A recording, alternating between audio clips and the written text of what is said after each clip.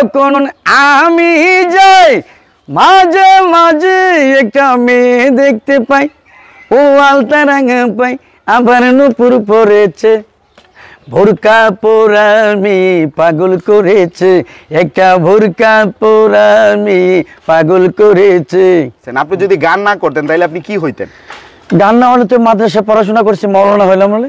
প্রিয় দর্শক শ্রোতা, আসসালামু আলাইকুম। সবাই কেমন আছেন? আশা করি অনেক ভালো আছেন। প্রিয় দর্শক, আপনারা এখন এই মুহূর্তে স্ক্রিনে যাকে দেখতে পাচ্ছেন তাকে হয়তো বা কম বেশি সবাই চেনেন।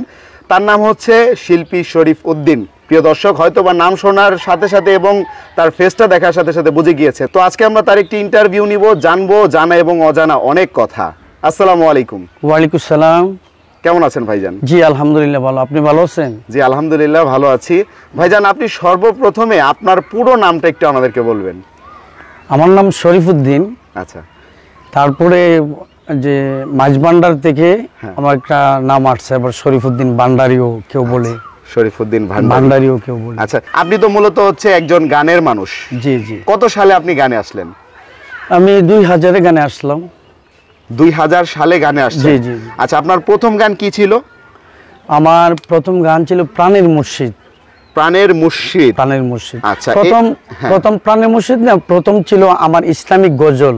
ইসলামিক গজল। গজল। আচ্ছা। নবীজির শানে গজল মানে পরিবেশন করতাম। মানে এটা হচ্ছে কি আপনার এই গানের জগতে আসার প্রথম গজল পরিবেশন করছি, তারপরে গান করেছি। আচ্ছা, প্রত্যেকটা শিল্পীরই কয়েকটা হিট গান থাকে কিন্তু। জি জি। তো সেই ক্ষেত্রে আপনার নিশ্চয়ই কোনো হিট গান আছে? আমার মানে পুরা হিট না, আমার সব গানই হিট করছে বাজারে।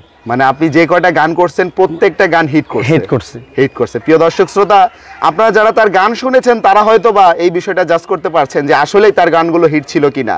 আপনার সবচাইতে যদি আমি হিট করা কিছু গানের কথা বলতে যাই, সেক্ষেত্রে কোন গানের নামটা সর্বপ্রথম মানে এই যে একটা গান ছিল মায়ের, একটু দাঁড়াও মাইরে দেখি, নয়ন বইরা মাইরে দেখি, সাদা কাপড় পরাইয়া খাটের উপর শোয়া, এই গানটাও হিট ছিল।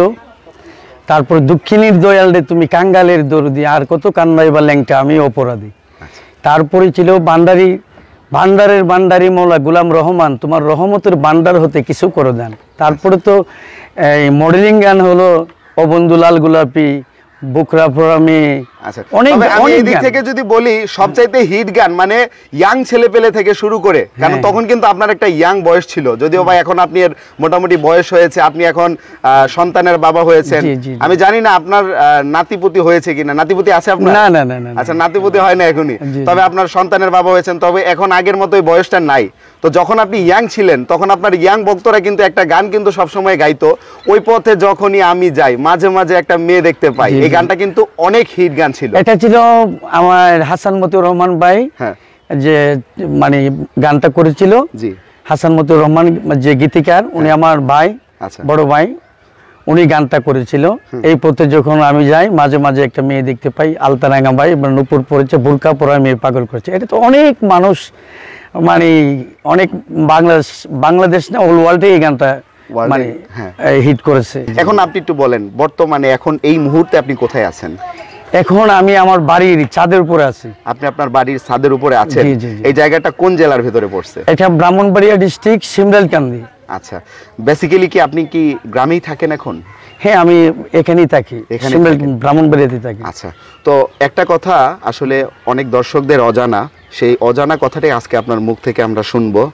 হঠাৎ করেই এত জনপ্রিয়তা পাওয়ার পর, এত মানুষের ভালোবাসা পাওয়ার পর গান থেকে বিচ্ছিন্ন হয়ে গেলেন, এটার কারণটা যদি একটু বলতেন। এটা আসলে হলো যে তরঙ্গ দাদা, যে শুভ্রদেব দাদা একটু অসুস্থ। দাদা অসুস্থতার কারণে আমার গানগুলো হইতেছে না। দাদা আবার সুস্থ হলে আল্লাহ দেখ, আমরা দোয়া করি, আপনারাও দোয়া করবেন আমার দাদা যেন সুস্থ হয়ে যাক।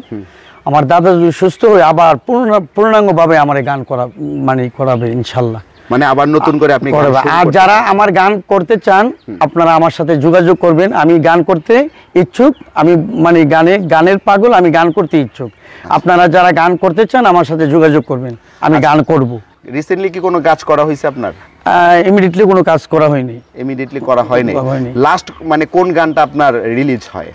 বড় মায়া লাগাইছে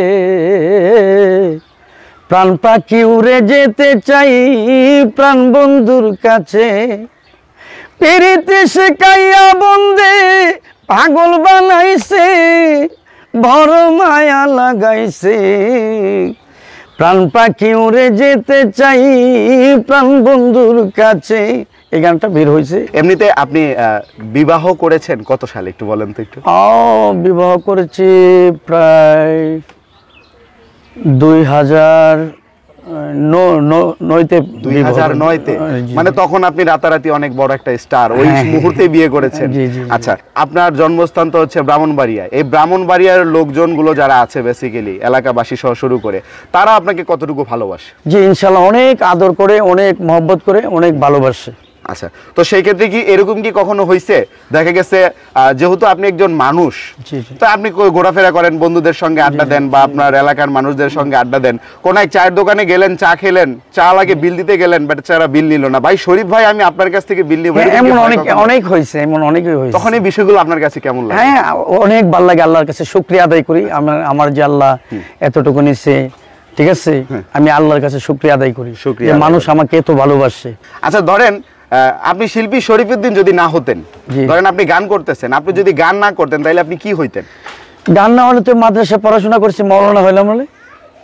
মানে মাওলানা পদ থেকে হঠাৎ করে গানে ফিরে আসা মানে না, মানে আমি যখন মাদ্রাসা পড়াশোনা করি ওই সময় যে আমি গজল গাইতাম, ইসলামিক গজল, নবীজির শানে গজল করতাম। গজল করার জন্য মানে যখন গানে গজল করেছি, গজলের ক্যাসেট করেছি নবীর প্রেমে পাগল, এটা শুনে বেতার ঘরের মালিক মলাই মিয়া ভাই উনি আমাকে বলছে তুমি গান করতে পারো না? আমি বলছি হ্যাঁ করতে পারি, জিকিরের তালে গান।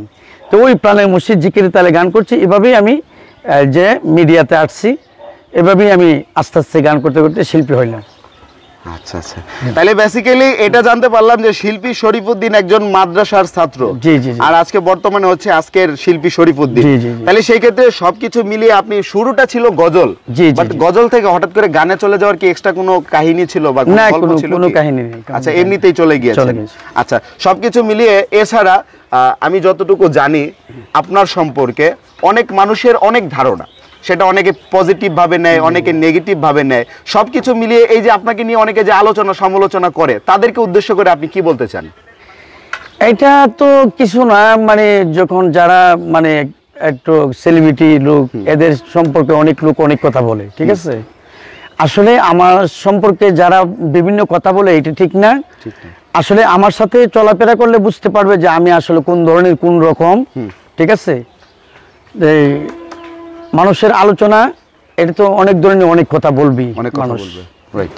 আচ্ছা, তাহলে সবকিছু মিলিয়ে প্রিয় দর্শক শ্রোতা, আমরা এতটুকু বুঝতে পারলাম যে শিল্পী শরীফউদ্দীন ভাই পার্সোনালি ভাবে কে কাকে নিয়ে আলোচনা করলো, সমালোচনা করলো, এগুলো সে দেখে না বা এগুলো নিয়ে মাথা ঘামান না।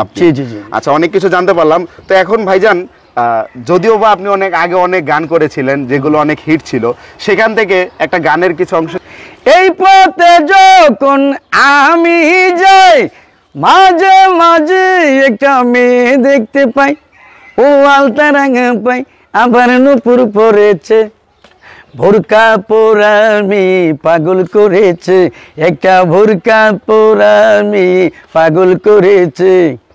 আইসো বন্ধু তুই বেড়াই বেল্লাই, পেট পুরে দে আর বন্ধু তুয়ার লাই, আর খোল যা যায় চলে তুয়ার নাম মনে পড়লে।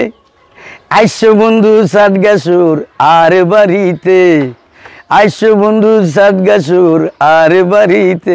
এই গানের সুরে দুইটা গান হয়েছে। দুইটা গান হয়েছে, দুইটা গানে বুঝতে পারছি।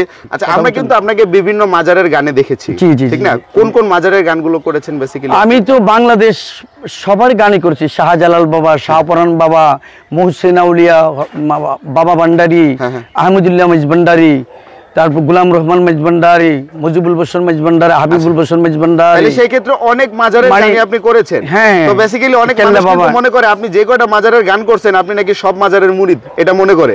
না না না না, আচ্ছা, বিষয়টা কিন্তু এরকম না। এরকম না। তাহলে বিষয়টা হচ্ছে এরকম যে তারা হচ্ছে, যেহেতু আপনি একজন শিল্পী, তারা পারিশ্রমিক দিয়েছে এবং হচ্ছে আপনি তখন ওই মুহূর্তে হচ্ছে জনপ্রিয় একজন মানুষ ছিলেন, এই কারণে তারা আপনাকে দিয়ে গান করিয়েছে, জাস্ট এতটুকুই।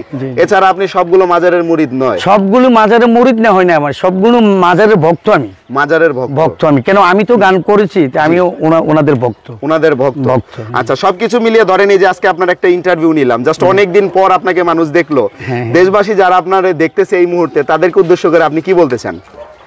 তাদেরকে উদ্দেশ্য করে একটা কথা, ওনাদের কাছে ওনারা আমার জন্য দোয়া করবেন, আমি যেন আবার পূর্ণাঙ্গভাবে মিডিয়াতে গান করতে পারি। দর্শকের কাছে আমার এই অনুরোধ, আপনারা আমার জন্য দোয়া করবেন, আমি যেন ভালো থাকতে পারি, আমার পরিবার নিয়ে আমি যেন ভালো থাকতে পারি, সুস্থ থাকতে পারি। এই কামনা করে। আপনি তো পরিবারের কথা বললেন, এটা কিন্তু জানা হইলো না, আপনার পরিবার এখন বর্তমান সদস্য কতজন আপনারা? আমরা তো মানে আমার 2 ছেলে 2 মেয়ে। 2 ছেলে 2 মেয়ে। 2 মেয়ে। ছেলে দুটো কি করছে? এই তো পড়াশোনা করে, পিচ্ছি তো। আচ্ছা, আর মেয়ে দুটো? পড়াশোনা করতেছে। পড়াশোনা করছে, মানে 4 জনই পড়াশোনা করছে। পড়াশোনা। আচ্ছা, তাইলে সবকিছু মিলিয়ে দর্শকদের কাছ থেকে আপনি যা পেয়েছেন সেটা কখনো ভোলার না? না না না। আচ্ছা, তো দর্শক শ্রোতা, আসলে শরীফ ভাইয়ের মুখ থেকে আমরা অনেক কিছু জানতে পারলাম, তো আপনারা অনেক কিছু জানতে পেরেছেন। তো সবকিছু মিলিয়ে আজকের ইন্টারভিউটি আপনাদের কাছে কেমন লাগলো অবশ্যই কমেন্ট করে জানাবেন, আর সবাই ওনার জন্য দোয়া করবেন, এতটুকুই কামনা করছি। আজকের মতো এই পর্যন্তই, সকলের সুস্থতা কামনা করে বিদায় নিচ্ছি। সবাই ভালো থাকবেন, সুস্থ থাকবেন। ধন্যবাদ সবাইকে। আসসালামু আলাইকুম। ওয়ালাইকুম আসসালাম।